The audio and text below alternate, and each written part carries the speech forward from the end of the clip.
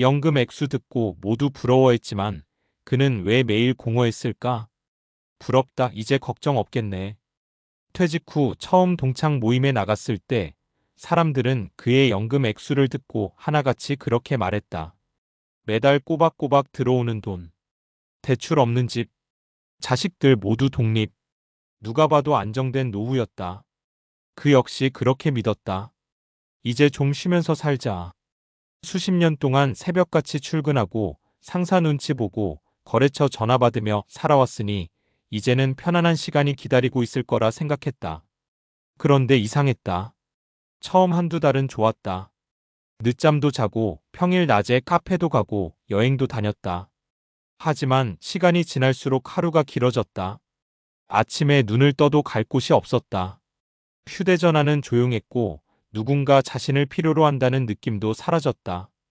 예전에는 그렇게 벗어나고 싶던 회사였는데 막상 나오고 나니 자신의 역할까지 함께 사라진 기분이었다. 그는 어느 날 혼잣말처럼 말했다. 돈은 있는데 내가 없어.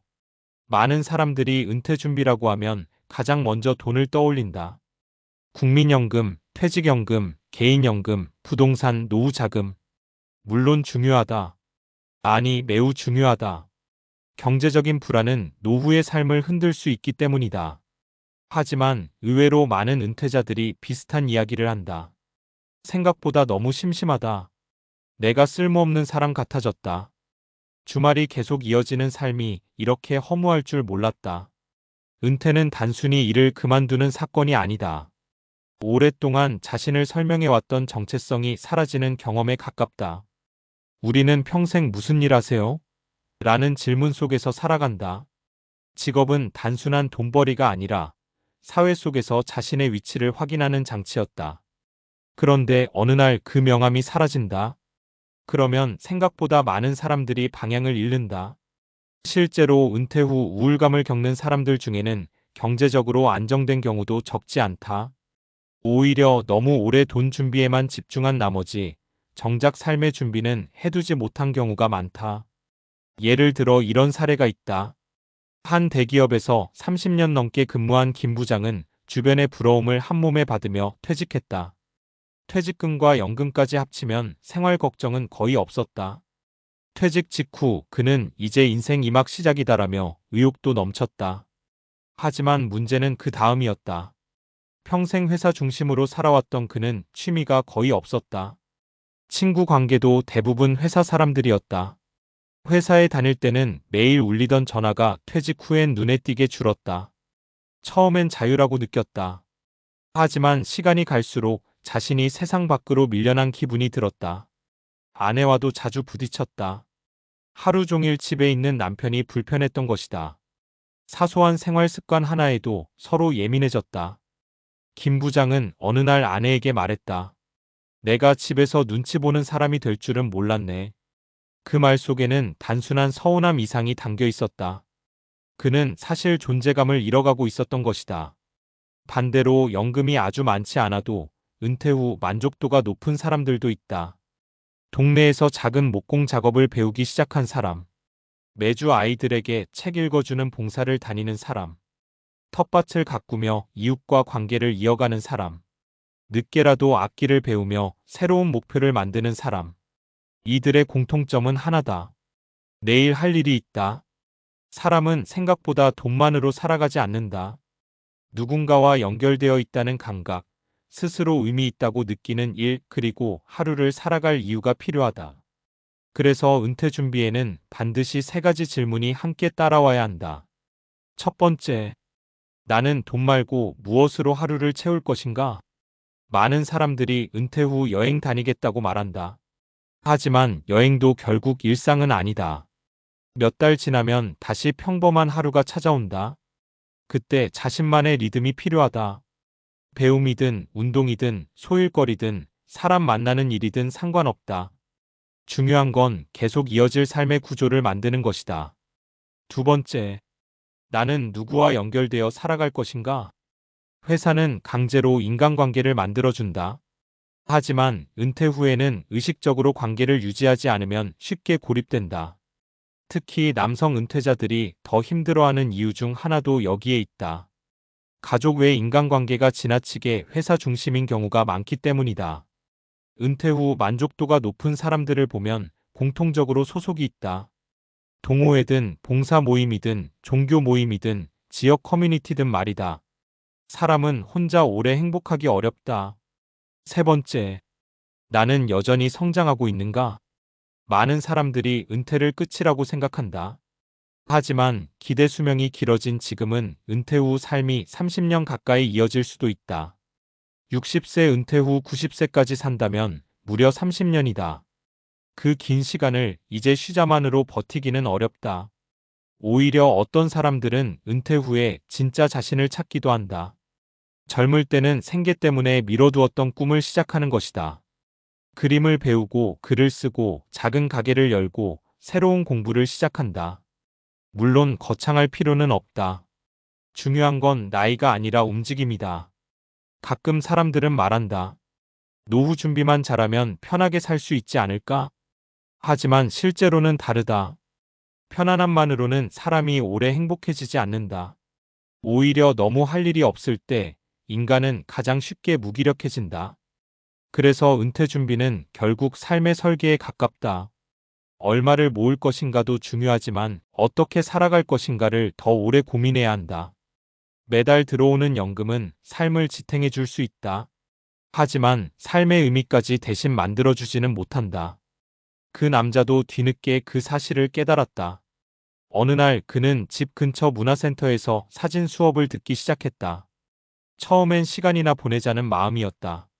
그런데 카메라를 들고 동네를 걷기 시작하면서 이상하게 다시 하루가 살아나는 느낌이 들었다.